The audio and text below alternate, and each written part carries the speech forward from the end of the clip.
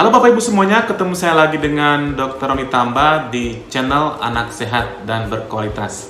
Kali ini kita akan membahas satu materi, yaitu mitos dan fakta dalam pandemi COVID-19 ini. Mungkin saja Bapak Ibu sudah banyak membaca berita atau tips, misalnya nih ya, tips untuk mencegah yang namanya infeksi COVID-19. Nah, ketika kita membaca ini, kadang-kadang membuat orang gelisah dan juga ingin mencoba. Nah, kadang-kadang juga ketika ada tips A, maka semua berbondong-bondong, berduyun-duyun untuk mencobanya.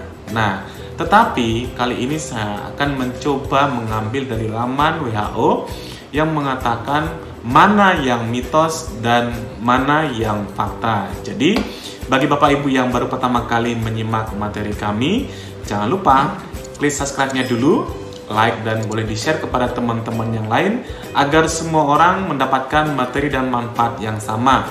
Jadi kita bisa terbebas dari mitos atau hoax yang beredar di media-media, terutama di media sosial, karena biasanya lebih cepat untuk di-broadcast-nya.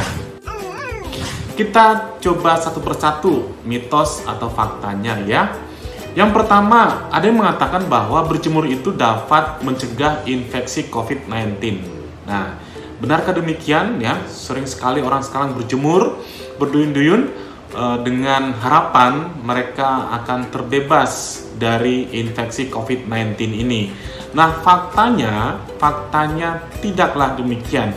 Ini adalah mitos. Jadi, berjemur itu tidak secara langsung membebaskan kita atau menghindari kita atau membuat tubuh kita menjadi tidak terinfeksi dari yang namanya COVID-19 ini.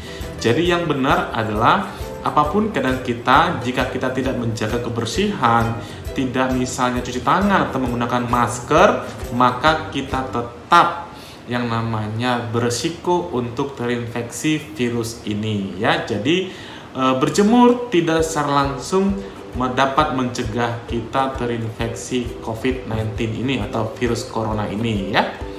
Kita masuk pada pernyataan yang kedua. Sekali kena penyakit COVID-19 maka selamanya kita terinfeksi.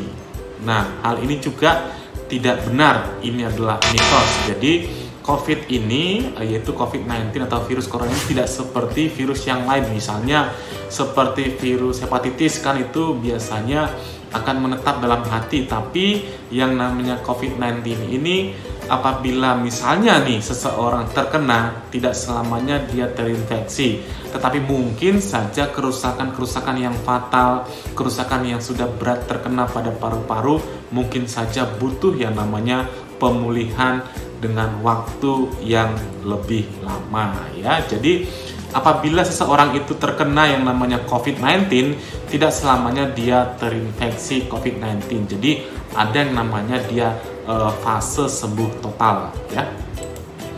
Yang ketiga, pernyataan minum alkohol dapat mencegah COVID-19. Jadi mungkin saja orang berpikiran kalau misalnya kita itu membersihkan atau desinfektan ruangan atau misalnya alat-alat dengan menggunakan alkohol, jangan-jangan kalau kita minum alkohol kita terbebas dari infeksi ini. Jadi menurut WHO hal ini adalah mitos, tidaklah benar ya. Malah apabila kita mengkonsumsi alkohol ini dapat memperparah atau membuat efek negatif terhadap tubuh kita. Jadi alkohol itu dipakai untuk desinfektan dengan konsentrasi tertentu, jadi tidak sembarangan ya. Yang berikutnya, yang keempat, pernyataan virus COVID-19 tidak dapat hidup di cuaca panas atau lembab ya. Mungkin saja kita di Indonesia ada yang mengatakan kita negara panas atau negara tropis, jadi virus ini tidak bisa hidup. Nah, ini juga pernyataan mitos ya. Jadi dimanapun yang namanya virus ini bisa hidup. Jadi di negara manapun kita bisa lihat penyebaran daripada virus ini hampir mengenai semua negara. Artinya tidak mengenal cuaca ya, mau cuaca dingin, mau cuaca panas atau di negara tropis, virus ini dapatlah hidup. Jadi satu-satunya cara untuk membasmi atau mencegah kita terkena COVID-19 ini adalah dengan menjaga kebersihan kita. Ya.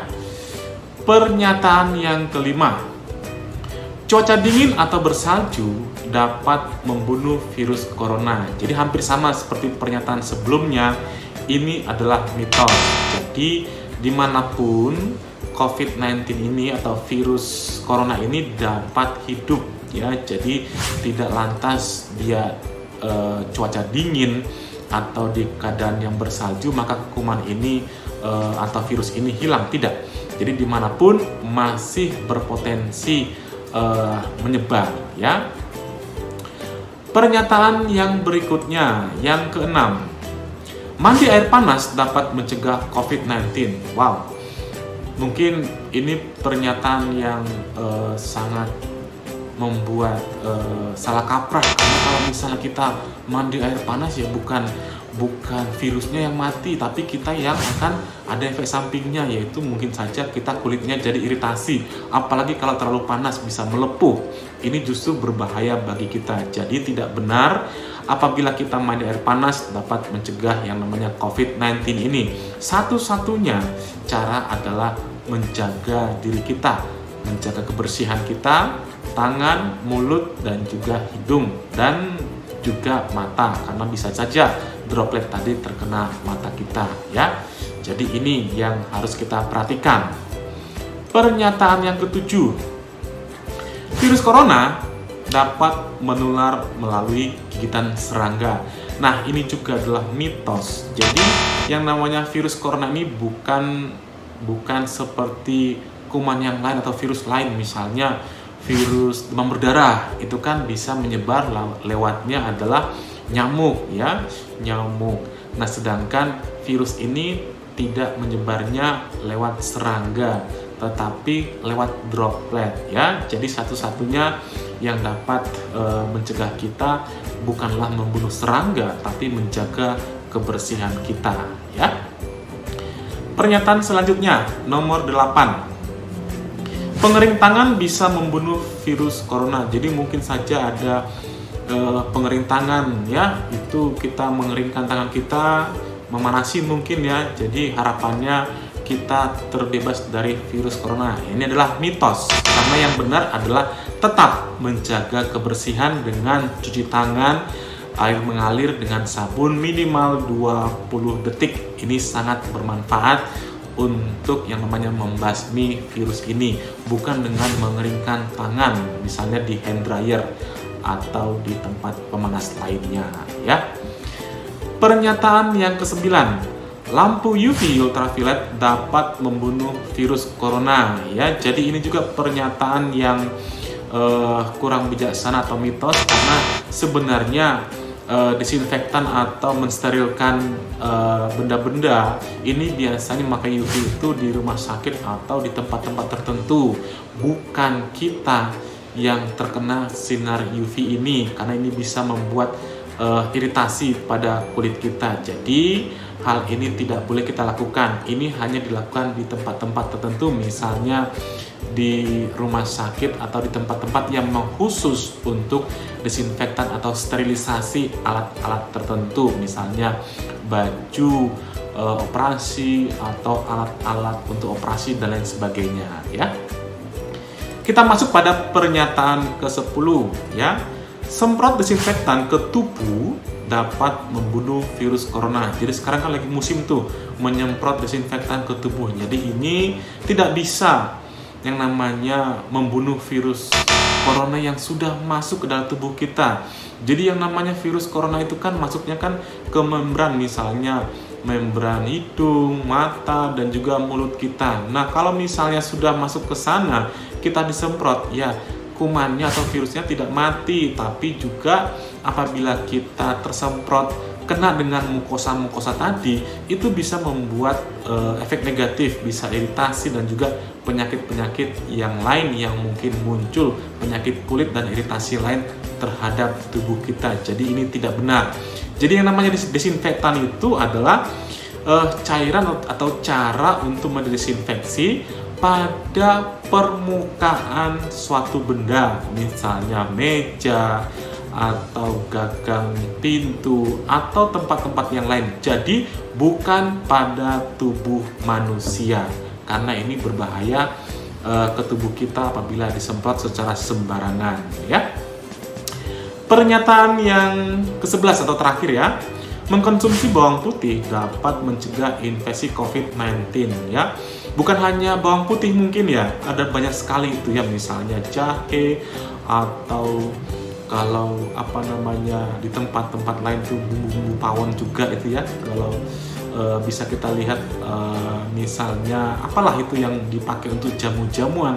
Ini ternyata merupakan mitos ya. Jadi tidak secara langsung dapat mencegah infeksi COVID-19, tapi kalau mungkin meningkatkan sistem imun oke-oke saja, tapi bukan dengan mengkonsumsi hal-hal ini kita terbebas dari infeksi COVID-19 ini. Jadi sekali lagi saya tekankan, yang paling utama adalah kita menjaga kebersihan, menjaga cuci tangan, memakai masker, dan lain sebagainya. Dan terutama tetaplah di rumah untuk mencegah kita terinfeksi dari orang lain.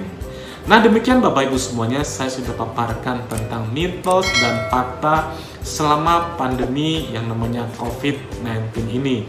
Mudah-mudahan materi bermanfaat bagi Bapak Ibu semuanya. Salam sehat, dadah.